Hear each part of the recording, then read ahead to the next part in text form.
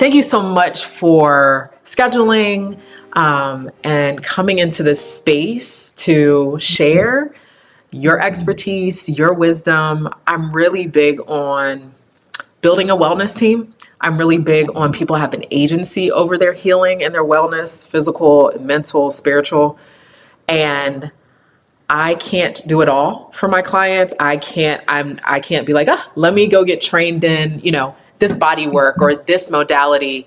And so through this evolution with my business coach, he had talked about, hey, won't you go interview people?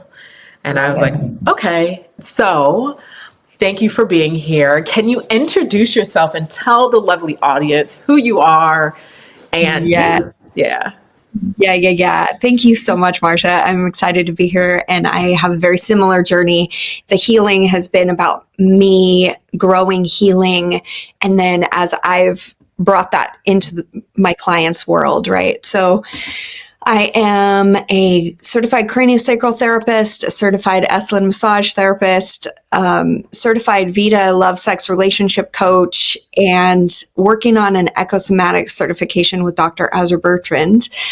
And then I have a lot of spiritual background. So holding space as a spiritual guide for people.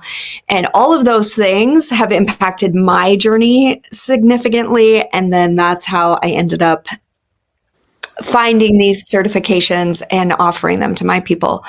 So it's been a crazy journey, but I love it. And I love offering spaces that feel safe enough for people to really drop in and experience their own body, their own emotions, to get to know themselves really, and then to have confidence to bring themselves more courageously into the world and offer their unique gift to the world. So I love that.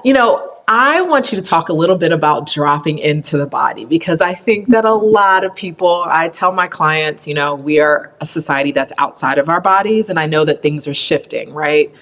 If people study the fifth dimension, the fifth dimension and all that stuff, right? Yes. And so can you talk to the audience a little bit about dropping into their body and what that looks like? What is that? What does that mean? Yeah. For me, it was very personal because I grew up in a religious context where we were always trying to ascend and get up and out, actually, not to mention I'm a pretty heady person. I love to learn. And so it was easy for me to be in my head. And then I had a severe car accident and I had to slow way down. I had tons of body pain. And I realized I've been ignoring my body for most of my life in terms of listening to it, slowing down, finding a place inside my body. Like even if we just took a deep breath, breathing in, and on the exhale, follow the exhale all the way down. Imagine you're taking a little elevator all the way down. Bring your awareness into your heart center. Bring your awareness down into your solar plexus. Bring your awareness down into your pelvic bowl, into your hips, and land there for a minute. And being in body is a slower space than being in brain. And you can feel someone when they've dropped into their body and are coming from that space. I mean, even my voice slowed down and I can feel myself in my body now. But what I've discovered is people have a hard time doing that because we weren't taught to be with the sensations that might arise, that we might notice, or the emotion that might come up. We don't like how that feels. Right. And so we ignore it and we stay up here. And it's been a really important journey for me personally, and then for my clients that I'm holding space for, to feel like there's a loving witness as they're dropping down in, to keep safe space while they meet maybe uncomfortable sensation or uncomfortable emotion. So it's a big deal. You can do that. I mean, you can do it through yoga, you can do it through Qigong, you can do it through ice baths and on your own too. But just slowing down and being in body. Yes, man, I love it. I love that. So talk to us a little bit about those modalities that you offer, because when I talk to my clients and I bring these modalities to them, 75 to 85% of them have never heard of those modalities. And a Right. lot of times, what I do is I get them out of their head and then start feeling those sensations in their body. And we Yes. figure out, well, what modality do you need next? What modality do you need to start marrying or dating, right? That Yes. couples, that couples with therapy, because I don't Yes. always do talk therapy. I might do family constellations. I might do root cause therapy. Get in your body. And so I want them to learn a little bit more about the modalities that you offer so it can pique their interest of like, oh, I think a lot of people don't understand the fluids in their body and their system, that Yes. homeostasis just through, and so Yes. just want you to, I like to learn too, but I am not an expert. And that's why I want to do this. So can you tell the people a little bit about the things that you offer in detail and what that does? And Yeah, the craniosacral therapy is my favorite in terms of body work that I offer. Okay. Because it's very slow, and I'm working with as a therapist, I'm working to track with the sacrum, the spine, and the occiput, and then how that rhythm in the body is showing me where tension patterns are through the fascial tension, through the muscular tension, through maybe where the placement is on the sacrum and the occiput as I'm holding. And as that gentle touch is happening, the body slows way down, and then the psyche is able to tune into the tension in the body, because most of the time we're ignoring it. Right. But as soon as the gentle touch is there, the psyche goes, oh yeah, that's tight. What do I want to do about that? And then it starts actually unwinding on its own if it can. And then that unwinding simply with, now as a therapist, I'm tracking with a whole bunch of things, but what it feels like on the table when you're with a craniosacral therapist is really a lot of holding is what it feels like. And then warmth happens as tissues start to release, and tension patterns all across your body might start popping or releasing because you're connected head to toe through fascia. So it's such a gentle release. You might have emotions come up, you might not. You might fall asleep because it's so relaxing, but really it's bringing, like you said, homeostasis and balance into the body, and you're finding your internal rhythm then, and everything slows down and you start to feel safe to actually drop into the body and be with what's arising.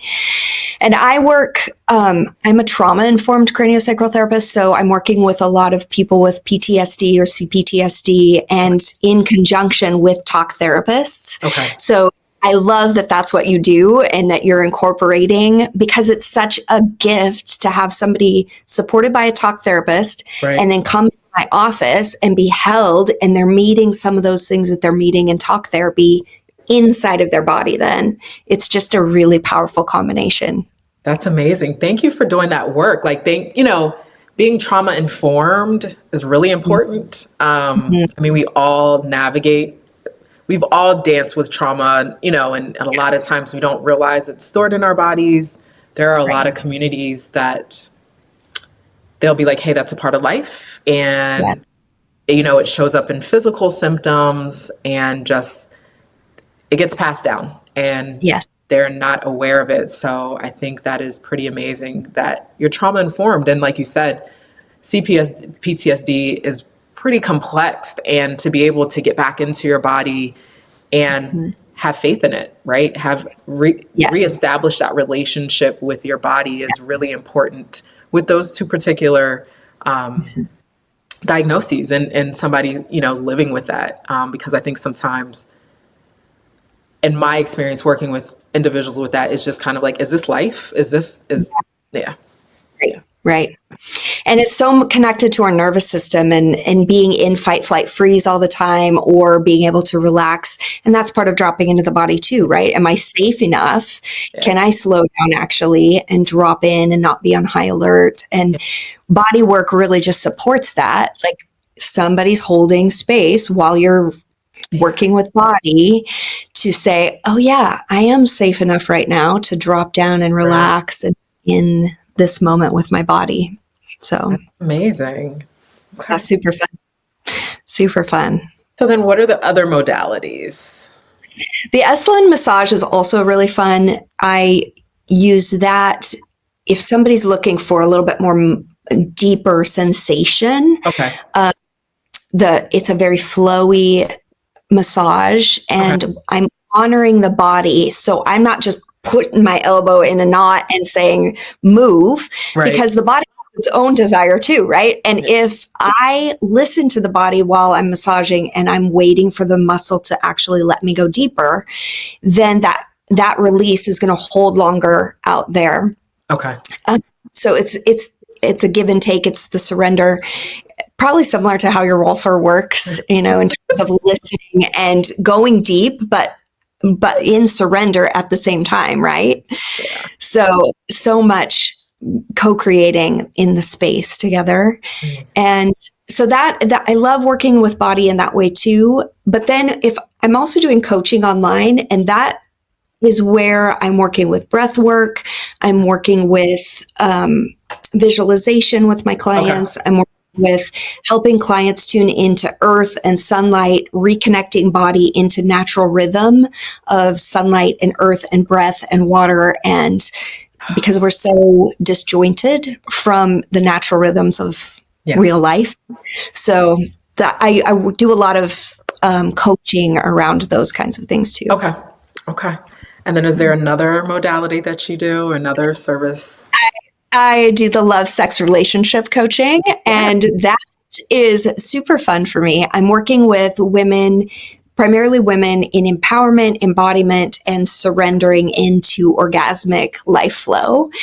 And yes, so super fun, super juicy. So talk a little bit about that, because I think that I'm going to be real. I think that I didn't really get into my body until probably my mid 30s. And I think there's a lot of content, right, around men growing up, hey, but I remember I felt very disjointed from that area. Absolutely. And I actually went to pelvic floor. I went into PT, internal PT, and I was just like, oh my gosh. And they did trigger pointing. And I was like, are you serious? How many people feel comfortable talking to their providers or talking to somebody? And the person who actually recommended me was my holistic doctor. And I just was talking to her about something, and she's like, well, I'm going to this PT. You should try her out. And I think I went 2 or 3 times, and she showed me she educated me. And then she said, this is what I'm going to do. And this is what you're going to do at home. And from there, I felt like I tapped into my feminine in a way that my mom was telling me not to, right? And I was just and I got to discover who I am, who I was then, and just growing into this place of, I don't need to be ashamed. I can be empowered. And so I would love to hear about that. I'm not saying the other ones didn't matter, but I would love. Yes, this is such a beautiful topic, right? And everything that you talked about, how disconnected we are from our power center, our creative life force center, our juiciness, our aliveness in our pelvic bowl, in our vulva, in our womb space, and how we've been taught as women a lot to be heart center up, right? And we ignore everything that's happening in our lower body centers. And so the other thing is there's so much shame around that space in our body, and our cycles, our bleed, we can't even say the right words often. So it's like, okay, what would happen if I slow down and I just put my hands on my womb space, my low belly, on my vulva right now? What comes up for us? Right. Just dropping into that for a second.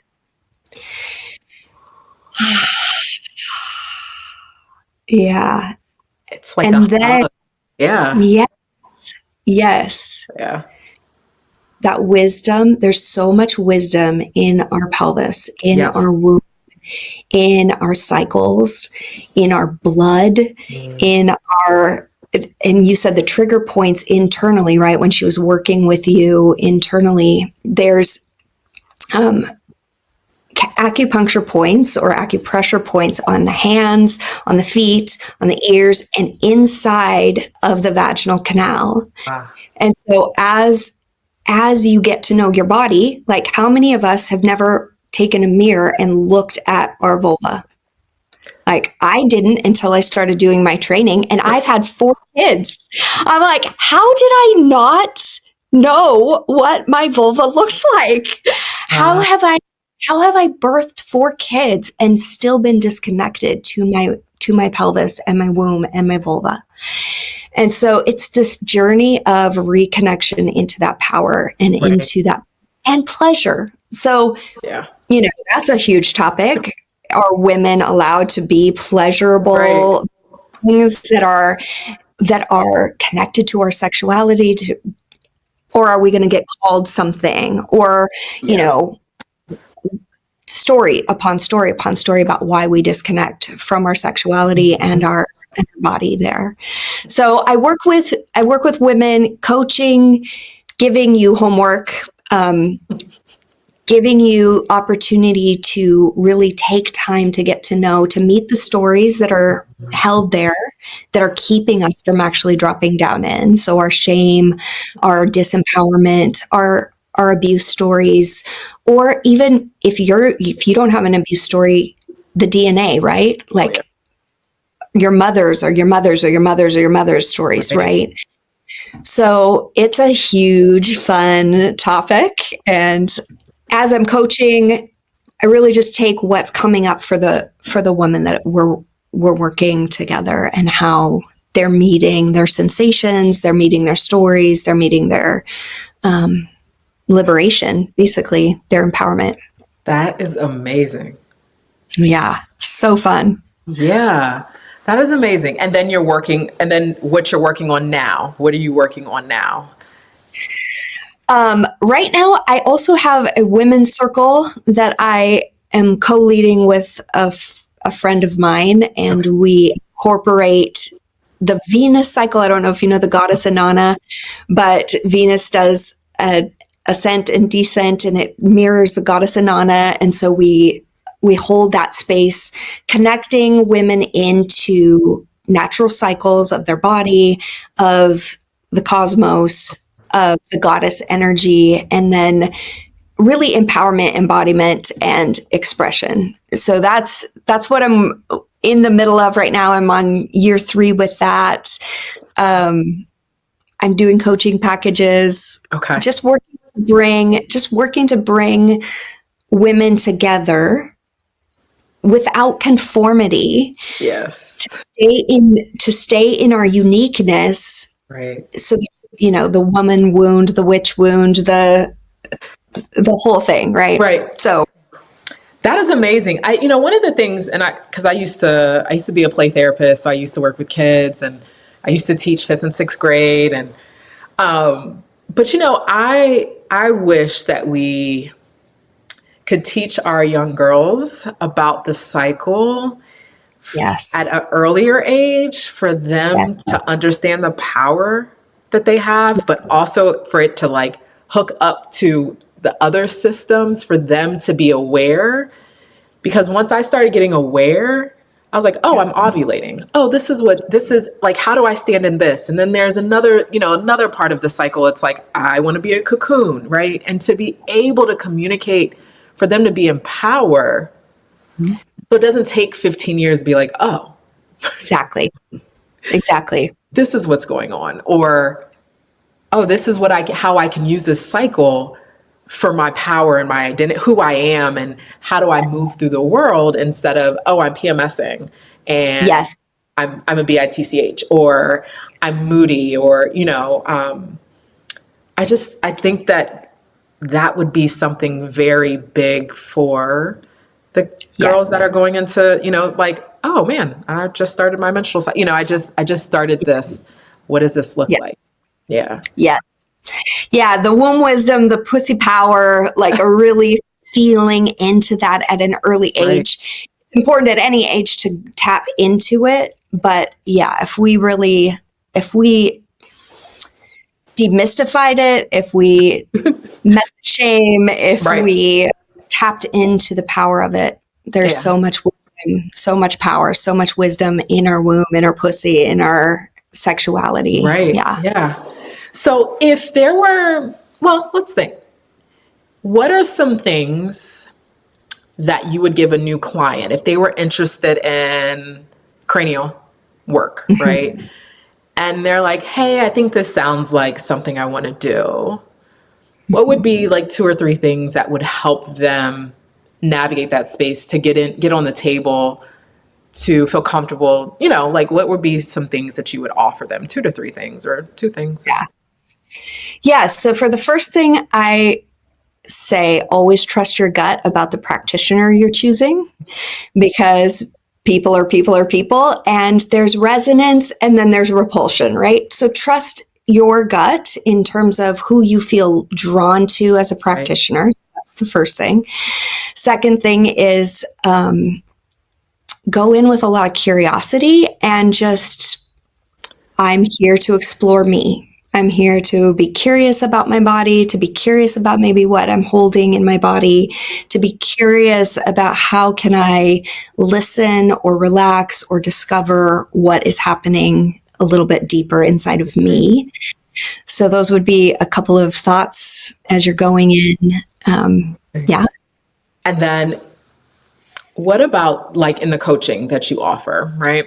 Because I think people can be a little bit fearful around their pussy power, right? Like, yes. And what it may mean to reach out to somebody around that, and exploring that, like, because I think there's shame in that. You know, I know that I've personally attended like groups, and just even of like, I know just in a way of, who am I, like in that space, like to remove the shame. I did a womb healing workshop, and it was really powerful. We worked on the yoni egg, like it was internal work. And usually people are so scared to do that around people. Right. But there were so many stories that came out. There was like 2 or 3 generations of stories that came out of me doing the work in that space. Yes. And I was the only Black woman. Everybody else was a white woman. Mm-hmm. And the facilitator was Mexican. Like she came to the country and like migrated, and she had a story, but I didn't see color. Like I didn't see culture. Like at first I was like, okay, so I'm in this room, I'm up in the country, right? I'm up in the mountains, and I'm like, I'm in this room with like these white women, you know.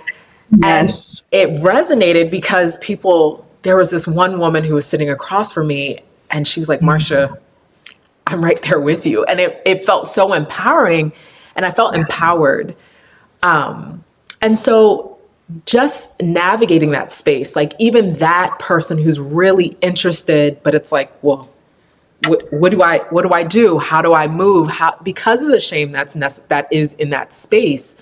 Yes. Regarding the pussy of your power, right? Like, what would you tell them? Because that I think it has some similar ingredients to what you told about like somebody who's interested in cranial work. Yeah. But there's like generations upon generations on that, right? You know, around fertility, around just all those things. And so what would you tell those clients that are interested in that type of work because they're just not getting it, or they know something's off? Yeah. Yeah. I would say really feel into what you're longing for and trust that deeper pull towards the exploration, toward maybe reading a book or finding a coach or jumping into a retreat that feels scary as hell, or, you know, trust that deeper pull into your wisdom, that deep inner wisdom. And yes, you're going to be afraid. It's okay to be afraid. It's okay to notice like, I'm curious and I'm super afraid. Right. And it's to have both of those feelings. And then depending on the practitioner or the coach or the experience that you have, go ahead and stay connected to whether or not you're being overactivated and have your own voice and your boundaries. Say, if you were working with me, I'm going to be tracking with your nervous system, what's your level of safety, what's your level of comfortability as we're exploring. But you get to notice that too as you explore areas inside of yourself that you've been disconnected from. Go at the speed of safety for your nervous system, for your body, and just stay curious. Curiosity is a really important word, but we have to feel safe in order to be curious. So I like that. The speed of safety. Like I like curiosity, but there's something like your speed and it's safe, like safety. And I think that the safety is a big word. Safety, it's a safe especially space. with sexuality, especially with sexuality, and trusting that you might not be ready to explore something that a coach or a retreat is asking, and that's okay. But at least you've got the exposure now, and now it can work. It's work magic, right? Yes. That is amazing. I like that. I really, the speed of safety and just curiosity and exposure, because because I like to learn too, so I'm in my head as well. And so I think I have 3 trainings that I'm supposed to be completing. Me too. But it's interesting because once you learn something, your brain can't go back to where it was before, and so I like that it's like the exposure, and then it's like, okay, you've been exposed, so it's only going to grow from there. Curiosity is going to only come and bloom and blossom from there. And I love that. I really love that. So I know you talked a little bit about your story at the beginning and how you got into it. Do you want to share a little bit more about that? Or, because I think the story is real important, because I think people can resonate with that. I think sometimes I remember growing up, sometimes people are like, oh, I wanted to be a doctor at 3, right? Somebody said that. And I'm just like, oh, okay. And so that can be their story. I wanted to be a teacher at that age because I had the summers off, because my mom was a teacher.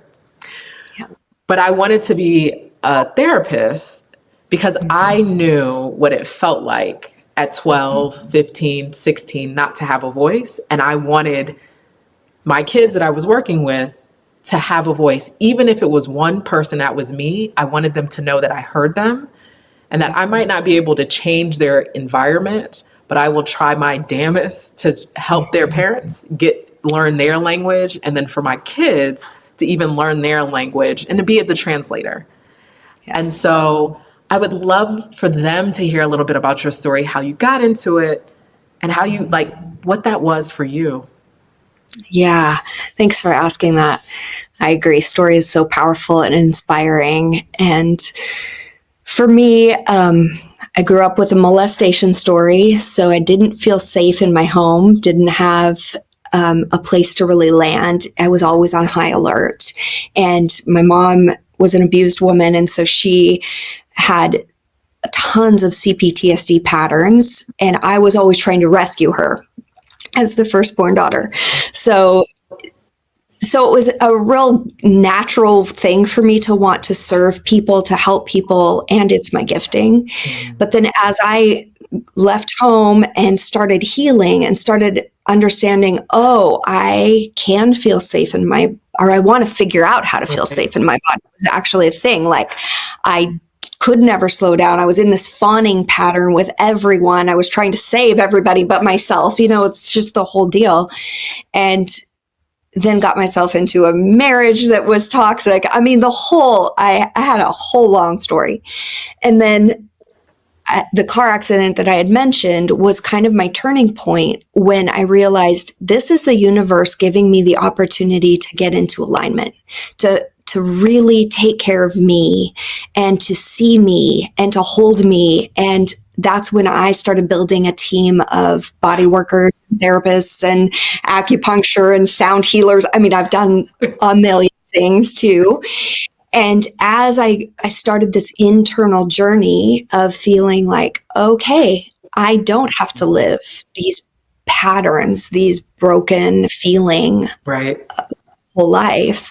And I started to have the loving witness of other people who could hold safe space for me. And I realized then that, oh yeah, I could hold safe space for myself. And then I translated that into, I was already in service to people in spiritual contexts, but then I was definitely into, okay, this is what I want to do. I want to create safe space for people to feel into their bodies, to access their truth again, to find their voice, and to bring their authentic voice into the world, even if we're shaking in our boots, right? Right. It is a hard process to access yourself and bring yourself forward if you've been living somebody else's paradigm forever. But so that was my inspiration. And I mean, big, long, giant story behind all of that too. But thank you. And thank you for being vulnerable to share that story. You know, I appreciate it. I feel like I know you. I feel like I'm like, oh my gosh, I can't wait to continue to talk to you and get you back on. You know, I feel the same with you. Yeah. Truly. Because there's so much in speaking your truth and living from that space. And, you know, Yes. I've had to terminate a pregnancy, but I've tapped more into my feminine. There would have been nothing else that I could have done that would have allowed me to tap into that space. And that soul knew what the soul was there for. Yes. And that has been so hard when I do share that with people, because there's some people like, well, I want kids. And I'm like, I get it, but I wouldn't be who I am today. Exactly. If that didn't happen. And I've had, you know, I worked on family constellations in that, and just like understanding that I have to put them in their place, right? Their rightful place. But there's so much power in the story. And I'm it's interesting, the being in service to others and similar spaces that I've had to travel similar to yours, of just like, hold on, there's people out there to love me. Somebody can hold the space, but I can receive love, and I can just be me. I don't have to like go and run down the hallway to get this, to come back. And it's just, I think a lot of women are suffering from that. Yeah. I agree. Yeah. Yeah. So I appreciate you sharing that and doing the work that you're doing, because I think the more that we get into our truth, and we are doing it, I'm not saying, but I think in that extent, I think that the generation behind us and the generation in front of us, they're healed and healing, you know, because of the work that we're doing. Yeah. And so I agree. yeah. I feel you. I deeply honor you and your journey and the work that you've done in your own inner work to be able to hold such beautiful space for your people too. So, Oh, yes. I feel you. Yeah. I have to come see you. Yeah. Yes. No, I have to come see you. Yes, I have to come see you. So what's one last, I know you've given so many amazing jewels and nuggets and pussy power, and, you know, what's one thing you wouldn't want to leave with the people that are viewing, that they can take with? There's a lot that you've said. I'm not saying that they can't take that, but is there one thing that you want to leave them with?